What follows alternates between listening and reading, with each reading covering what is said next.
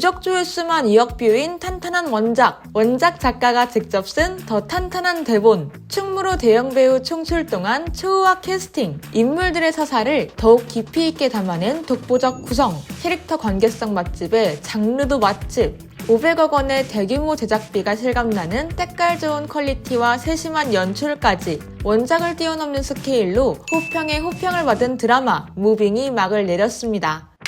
정주행을 마친 뒤 가장 궁금한 점, 후속편 나오나요? 네, 시즌2 제작 여부겠죠? 방영기간 내 진행된 인터뷰를 통해 제작진, 출연진들은 속편에 대한 가능성을 열어두기도 했는데요. 강풀 작가의 웹툰 세계관 순서를 따른다면 무빙의 속편은 브릿지가 될 예정입니다. 강풀 작가는 2004년부터 아파트, 타이밍, 어게인, 조명가게, 무빙, 브릿지까지 세계관과 등장인물이 겹치는 작품을 만들며 하나의 세계관을 꾸려왔죠. 브릿지는 무빙의 완결에서부터 시작되는 작품인데요. 정원고에서의 사건이 끝난 뒤 각자만의 방식으로 삶을 이어가던 무빙의 주요 캐릭터 앞으로 이들을 노리는 세력이 등장하고 무빙의 초능력자들 그리고 그 이전의 독자들을 만난 타이밍의 초능력자들이 함께 힘을 합치는 내용을 담았습니다. 무빙 속 잠깐의 등장만으로 화제를 모았던 시간을 멈추는 능력자이자 타이밍의 주인공인 김영탁이 중심인물로 등장하니만큼 브릿지가 나오게 된다면 이 작품에서 김영탁과 타이밍 속 인물들의 서사를 만나볼 수 있겠죠. 물론 웹툰의 순서대로 드라마를 제작한다면 타이밍을 선보인 뒤 브릿지가 제작되어야 할 텐데 현실적으로 타이밍부터 제작된다면 브릿지의 제작 시기가 한참 뒤로 밀릴 수밖에 없겠죠.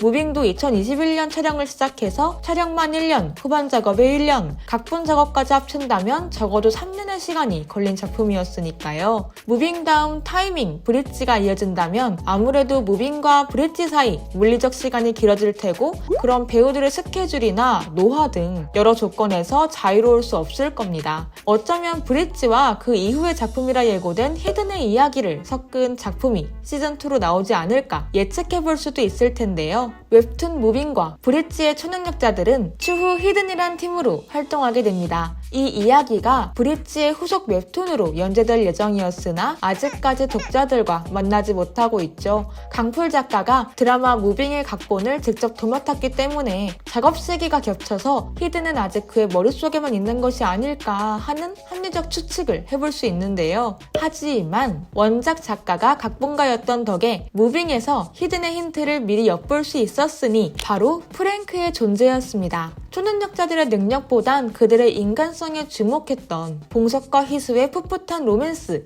그 사이사이 긴장감을 불어넣었던 프랭크의 청부살인 서사, 다소 늘어진다는 평을 받은 초반 서사에 텐션을 불어넣으며 초능력자 세계관을 확장시킨 프랭크는 웹툰 무빙과 브릿지엔 등장하지 않은 드라마만의 오리지널 캐릭터였는데요. 알고 보면 웹툰 히든의 등장인물이었던 그 원작 작가의 권한으로 미리 데려와 드라마에 먼저 등장시켰다고 하죠. 봉석이 어머니 아버지의 애틋한 로맨스, 장주원의 절절한 서사, 강원내 가족의 눈물겨운 사랑과 이들이 거쳐온 한국 근현대사의 거대한 사건 그 완벽한 구성에 놀라 우리가 잠시 잊고 있었던 초반부 설정, 프랭크와 함께 국정원을 긴장시켰던 그리고 프랭크의 기억 속에 존재했던 CIA의 존재 모두 기억하시죠?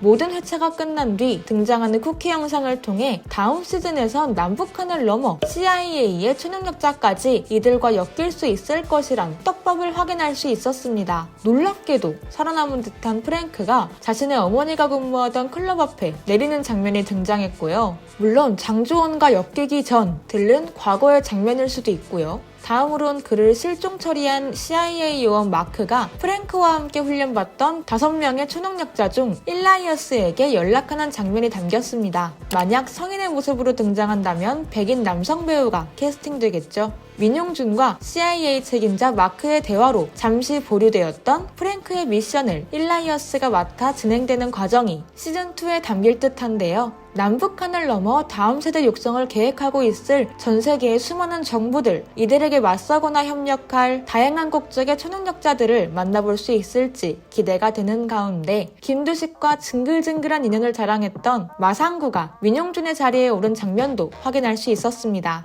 실적도 없는데 어떻게 오르게 된 사실 웹툰의 내용에 따르면 민용주는 브릿지에서도 악독한 활약을 선보이는 캐릭터인데요. 드라마에선 그 역할을 마상구가 대신할 것으로 보이고요. 아버지의 전과를 지우는 조건으로 국정원에 발을 들인 강훈, 여전히 파일을 쫓는 자들로 인해 여러 사람에게 추적당하는 일환, 늙지 않는 초능력을 지녔다는 반전 사실로 모두를 깜짝 놀라게 만든 혜원과 함께 김영탁을 비롯한 다양한 초능력자들이 브릿지의 주요 인물로 활약합니다. 슈퍼히어로 액션에 탈을 쓴 가족 드라마였던 무빙은 그간 히어로물에서 경험한 적 없던 감정의 울림을 전한다는 점에서 히어로 장르의 새로운 장을 열었다는 평가를 받았습니다. 자식을 지키기 위해서 언제든 괴물이 될 수 있어. 초능력자들을 착취할 거대한 세력으로부터 다음 세대를 보호하기 위해 평화로운 삶을 뒤로하고 괴물이 되기로 결심한 어른들의 이야기, 가족을 지키기 위해 고군분투하는 특별하지만 평범한 초능력자들의 서사는 모두의 마음을 울리기 충분했는데요. 초능력자이기에 차별받거나 숨어야 했던 외로운 사람들, 자신의 능력을 꽁꽁 감춰야만 했던 이들이 자신있게 날개를 펴는 과정을 담아낸 작품이 무빙이라면 개인의 각성에서 한 발 더 나아간 브릿지는 더 나은 세상을 만들고자 하는 초능력자들이 모여 연대의 얼개를 맞춰가는 과정을 조명한 작품이었죠. 무빙을 통해 드라마 작가로 데뷔한 강풀 작가는 단편적으로 소비되는 작품보단 책꽂이에 꽂히는 책처럼 오래에 두고 여러 재미를 곱씹어 볼 수 있는 작품을 만들고 싶었다는 소감을 전했는데요. 디즈니 플러스의 오징어 게임이라 불리며 K 콘텐츠의 저력을 발휘한 무빙, 아시아 태평양 지역 기준 디즈니 플러스 공개 첫 주 가장 높은 시청률을 기록하며 화제를 모았는데요. 디즈니 플러스를 대표하는 마블 시리즈, 스타워즈 시리즈를 앞선 성적이라는 점에서 전 세계의 주목을 받기도 했습니다. 기승전 해피엔딩으로 독자와 시청자에게 희망을 불어넣은 강풀 작가, 그리고 무빙의 제작진이 더 거대한 스케일을 지닌 새로운 이야기로 전 세계 시청자를 놀라게 만들 수 있을지 기대해봐도 좋겠습니다. 시청해주신 분들, 구독자분들 모두 감사드리고요. 저는 다음에 또 다른 이야기로 찾아오겠습니다. 감사합니다.